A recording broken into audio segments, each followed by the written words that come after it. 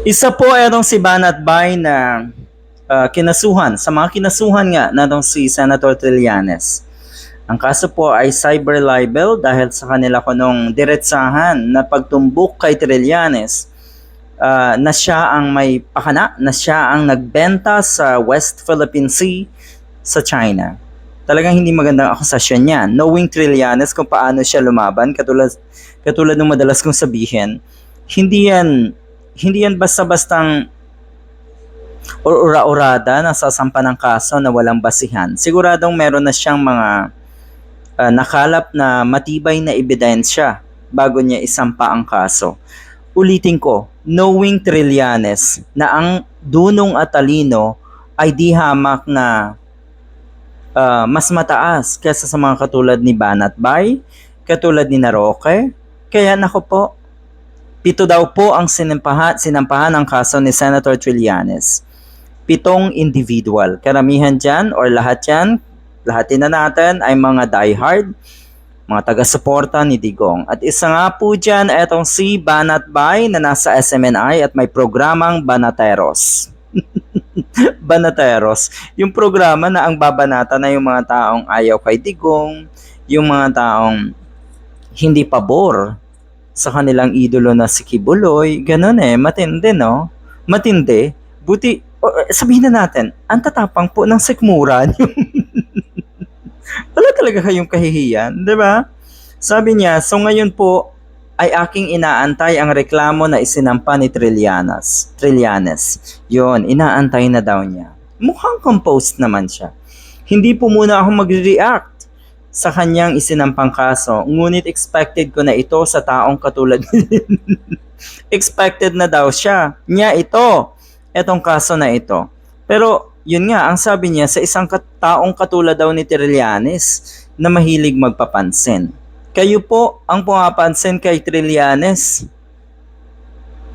Kayo po ang nagbibigay sa kanya o nagbibigay ng reaction sa kanyang mga ginagawa, sa kanyang mga isinisiwalat. Kayo po ang nakakapansin sa mga ginagawa ni Trillanes. Si Trillanes ang madalas niyong binibira Si Trillanes ang madalas niyong tinutumbok sa programa niyo. Tapos sasabihin niyo, mahilig magpapansin. Hindi ba't kayo ang dapat sabihin na nakikiride on sa isang katulad ni Trillanes na di hamak na mas relevant kesa sa inyo, Mr. Banat Bay?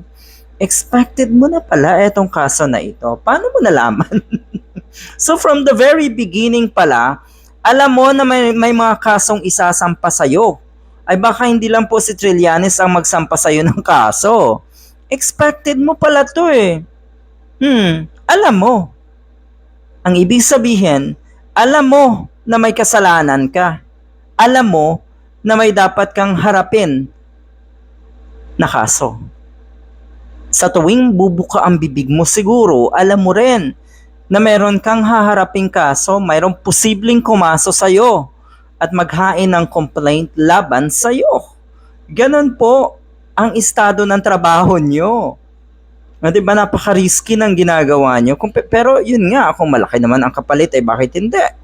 Sabi nga ng ilang netizens, yung mga katulad nyo po ay mukhang isinangla na ang inyong kaluluwa sa mga taong katulad ni Digong at ni Kibuloy. Nagsanla ng kaluluwa.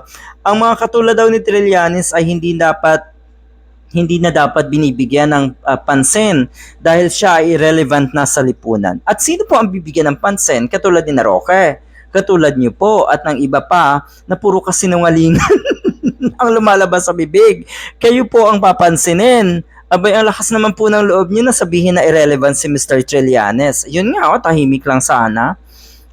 Hindi yan nagsasalita sa social media laban sa inyo. Okay? Kayo po ang madalas ay binibira si Trillanes. At hindi niyo akalain siguro, tahimik lang, walang yung tipong hindi siya gumagante sa inyo.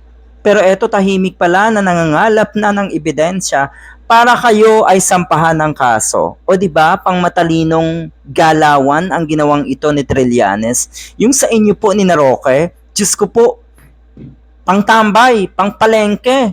yung mga pagsasalita nyo ng kung ano-ano kay Trillanes, lalo na etong si Roque nagsasalita madalas ng walang basehan. Yan po ang napapala nyo.